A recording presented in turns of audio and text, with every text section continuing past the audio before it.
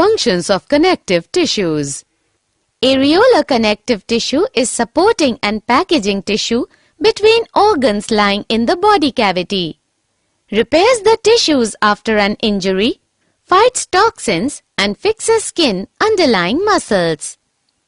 Dense regular connective tissue strengthens the joints and permits normal movement. Do you know, Madhuri, sprain is caused by excessive pulling of ligaments.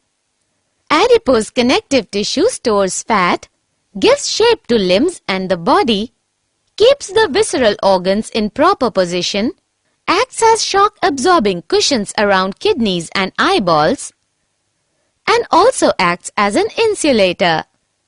Skeletal connective tissue forms endoskeleton, provides flexibility and support to the body parts, protects vital organs, stores calcium and phosphate.